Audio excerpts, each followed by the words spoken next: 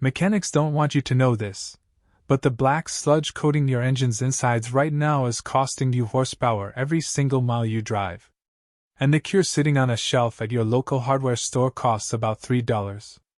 Every single day, thousands of drivers pull into quick lube shops and dealerships and get talked into a $200, sometimes $400 internal flush service. They watch a machine hook up to their engine, run for 20 minutes, and disconnect.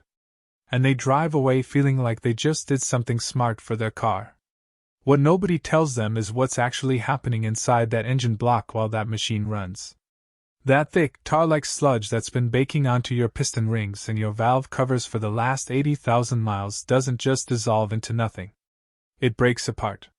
And when it breaks apart wrong, in big chunks, instead of turning into a thin liquid, those chunks go exactly one place. Straight into your oil pickup screen. The tiny mesh filter that's the only thing standing between your oil pump and total engine starvation. Clog that screen, even partially, and you're not looking at a repair bill anymore. You're looking at a replacement engine. That's the dirty secret behind the expensive flush cans and the pricey shop service. They're not always wrong, but they're playing a dangerous game with aggressive detergents that rip sludge off the walls faster than it can safely drain out. And in a high-mileage motor, that's a gamble that has killed more engines than people realize. Old-school fleet mechanics figured out decades ago there was a better way, and it didn't come from a marketing department. It came from the paint thinner aisle of a hardware store. We're talking about high-purity kerosene, sometimes thin diesel fuel, in an exact, controlled ratio mixed directly into your old engine oil before you drain it. Stick with me, because in a few minutes I'm going to give you the precise measurement and the exact number of minutes you can run this mixture before it starts working against you instead of for you.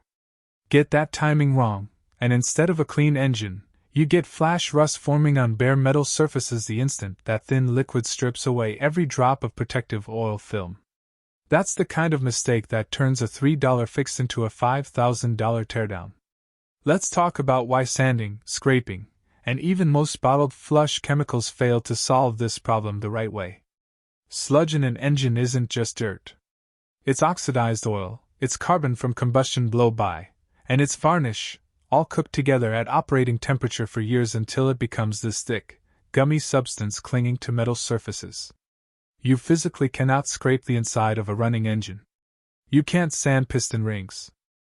The only way in is chemical, and the only way it works safely is if the chemical is thin enough to travel everywhere oil travels, but gentle enough that it doesn't shock the internals.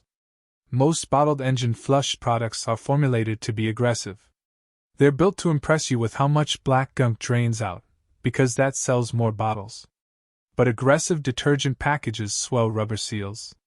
They can cause old, brittle gaskets that were holding fine for years to suddenly start weeping oil the day after the flush. That's not a coincidence you'll see reported in forums everywhere. It's chemistry working exactly as designed, just designed for the wrong priority. Designed to look dramatic, not to protect your engine long term. Now here's the molecular piece, because once you understand this, you'll never look at your dipstick the same way again. Kerosene and thin diesel are what chemists call light hydrocarbons. Short carbon chains, low viscosity, and critically, they're solvents for other hydrocarbon-based substances. Your motor oil, even when it's degraded and full of sludge, is still fundamentally a hydrocarbon-based fluid. That means kerosene doesn't attack it like a harsh acid attacking metal. It blends into it. It dilutes it from the molecular level up, lowering the viscosity of the entire oil volume at once. As that viscosity drops, the oxidized sludge particles that were suspended and stuck to metal surfaces lose their grip. They don't get blasted off in big aggressive chunks. They get gently pulled into suspension in a thin, fast-moving liquid that can actually escort them out through the drain plug instead of trapping them in your pickup screen. This is the exact same principle fleet mechanics used on diesel trucks that racked up 500,000 miles before a rebuild. Not because kerosene is some magic cure-all, but because in the correct ratio, for the correct amount of time, it does one job: thin the old oil enough to carry sludge out through gravity, and nothing more. Let's get into the actual walkthrough now, step by step, because the ratio and the timing are everything here, and this is where people mess up. You want your engine warmed up to normal operating temperature first, oil hot, thin, and flowing, exactly like you would before any regular oil change. Shut the engine off. Locate your oil fill cap. For a standard 4 to 6 quart engine, you're looking at adding roughly 10 to 15% of your total oil capacity in kerosene or thin diesel. That usually works out to somewhere around half a quart for a smaller 4-cylinder, closer to 3/4 of a quart for a larger 6-cylinder or V8. Pour it in slow, directly into the fill neck. Start the engine and let it idle. Do not rev it. Do not drive it. Idle only, low RPM, and set a timer the second it starts. This next part is the single most important detail in the entire process. You run this mixture for 10 minutes. Not 15. Not 20 because you got distracted checking your phone. 10 minutes, and the moment that timer hits 0, you shut the engine off and you drain the oil immediately while it's still warm and thin. Here's why that number matters so much, and why I need you to actually respect it instead of guessing. Kerosene and diesel are solvents, but they carry almost none of the lubricating additive package your regular oil has. Zinc, phosphorus, detergents, anti-wear compounds, all diluted down to a fraction of their normal concentration the moment you add that thinner. For 10 minutes at idle, that's a manageable trade-off, because idle RPM keeps bearing loads low and oil pressure requirements minimal. Push past that window, and you start running a bearing surface with essentially unprotected metal-on-metal contact under load your oil was never designed to survive. 15-20 minutes in, and you're not cleaning an engine anymore, you're wearing down the exact bearing surfaces you were trying to protect in the first place. And that flash rust warning I mentioned earlier, this is where it becomes real.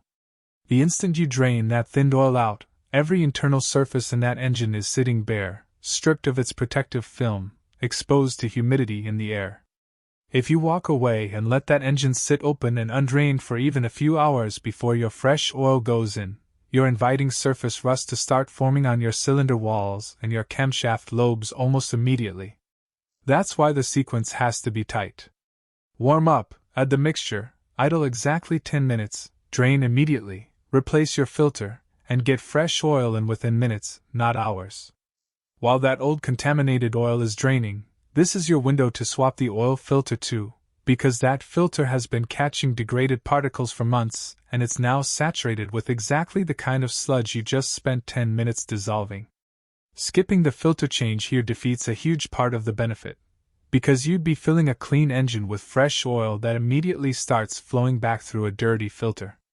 Once the old oil is fully drained, and I mean give it real time, 10 to 15 minutes hanging upside down over that pan, not just a quick 30-second drain, install your new filter hand tight plus a quarter turn, and fill with the correct fresh oil to the proper level for your engine. Start it, let it idle for about a minute, check for leaks around the filter and the drain plug, then shut it off and check your dipstick level one more time once everything settles. The difference people report after doing this correctly isn't subtle. Oil pressure gauges that were reading low for months creep back toward factory spec because oil is actually flowing through clean passages instead of fighting through partially blocked galleys. Lifter tick that sounded like it needed an expensive top-end repair quiets down because oil is reaching components it was previously struggling to reach. And because you did this gently, over 10 controlled minutes instead of blasting it with an aggressive bottled chemical, your old seals and gaskets that were finally sealed up thanks to years of sludge buildup are far less likely to suddenly start weeping the way they do after a harsh commercial flush.